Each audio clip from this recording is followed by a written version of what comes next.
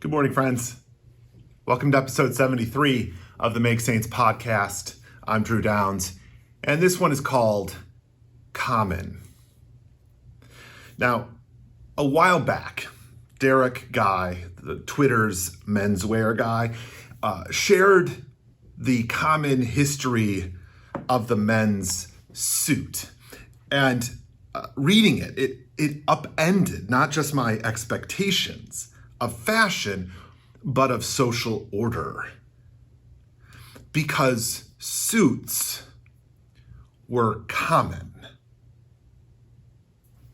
Now, the word common has two aspects, like things we all share together and what we all do, the normal kind.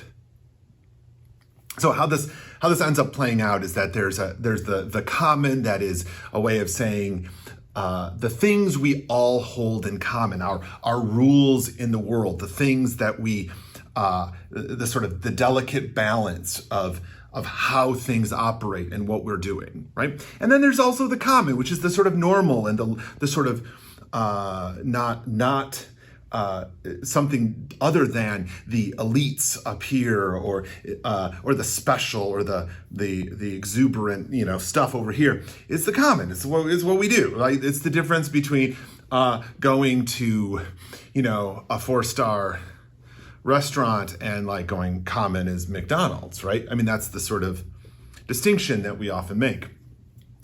But the classic suit used to be common, and really doing in both of these ways. It was common. It was what all did, and it was common because all were able to do it, right? But now it symbolizes the elite, right?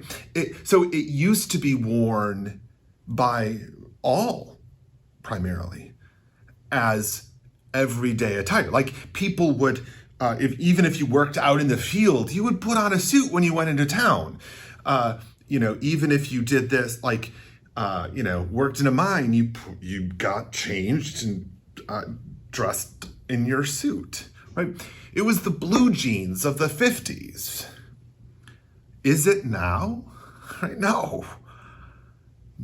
Now it's a symbol of power, prestige, and wealth, right? Who wears suits today? You wear them to job interviews. You wear them to corporate bankers, lawyers. This is who wears suits now.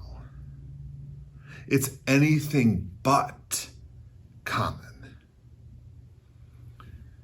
For churchy people, the same can be said for the Book of Common Prayer, right?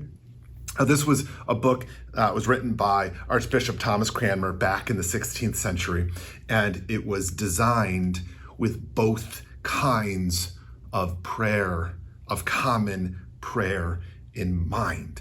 It was prayer we would all be able to pray together, but it was also written in the common tongue, the common vernacular. It was written so that all people could pray this way. It was special because it was common. And at the time, nothing was for common. It was church at that point was for the elites. And Cranmer wrote a book that was for the people. So it is the Book of Common Prayer. Therefore, it is not the Book of Elizabethan prayer or the Book of Untouchably Precious prayer or the Book of Cranmer's The Smartest of Them All prayer. The Book of Common Prayer. And we're missing the boat with this. Because now, much of how we order our thinking about normal isn't.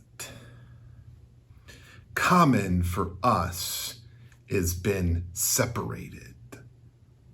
And a lot of our focus then has been on making how we hold a thing in common and rejecting the commonality of it, how common it really is. So we police whether or not you're allowed to pray a certain way. We police the boundaries of what we share in common, but we're rejecting the commonness of it in favor of elite mindset.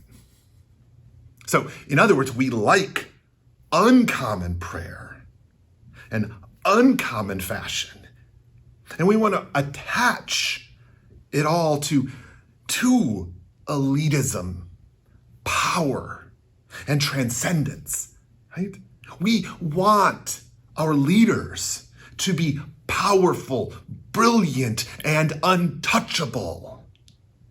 We want the same of our God. We want the same with our prayer and what we wear. We expect our leaders to be fancy. We expect our speech to be something we couldn't put together. And that is not common prayer. Our disconnection with the common explains our attitude toward the commons. So loving the common is now radically uncommon. But for most, it is actually who we are.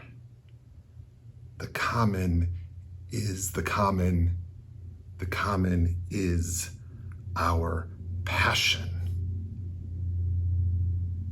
We ought to hope for more commonness in our lives, in our communities, and in our church. Thanks for being here. We'll see you next time.